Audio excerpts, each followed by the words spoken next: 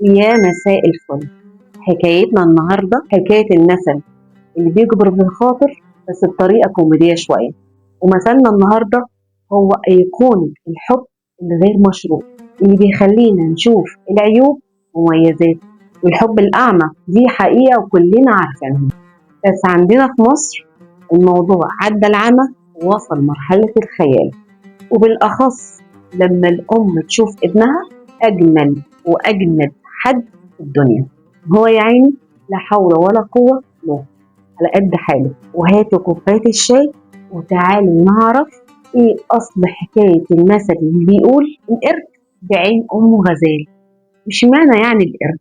ويلا نعرف الحكاية الأسطورية اللي بدأت منافسة بين الحيوانات وانتهت بكلمة أو مثل بقى موجود على لسان كل المصريين. ياه، مجمعنا عالطبلية وريحة زمان الفهية. أصل المثل وقصة أكلة وحكمة مصرية عافية، بين حارة وسكة وبيت قديم بنصون تراثنا العظيم. ومع شيرين هنحكي عن بكرة والقديم، حكايات مصرية مننا ولينا ومكملة فينا.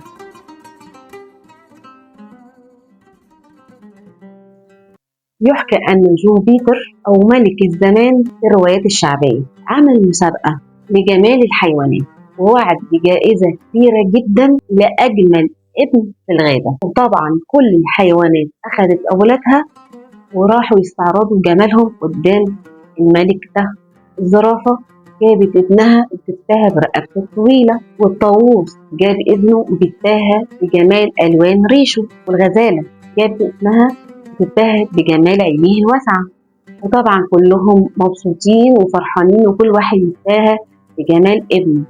وفجأة كده بدون أي مقدمات دخلت القردة وهي شايلة ابنها الصغير، وبكل ثقة وفخر قدمت ابنها الصغير ده للملك علشان ينافس على لقب أجمل ابن في الغابة. طبعا الحيوانات كلها كده اتصدموا وبصوا على المنظر وقعدوا يضحكوا ضحك هستيري وبيتريقوا على شكل القرد.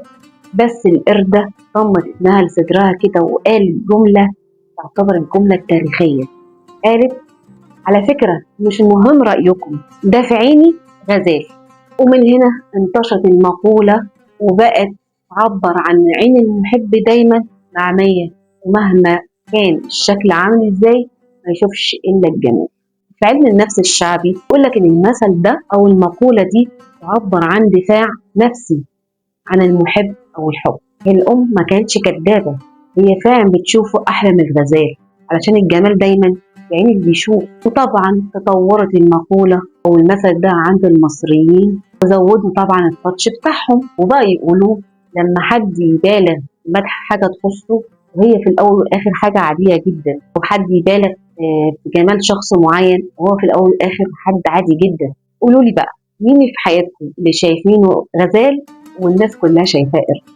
وخلصت حكايتنا النهاردة، بس حكايات مصرية مع شيرين لسه فيها كتير. استنوا الحكاية اللي جاية في حفظ الله.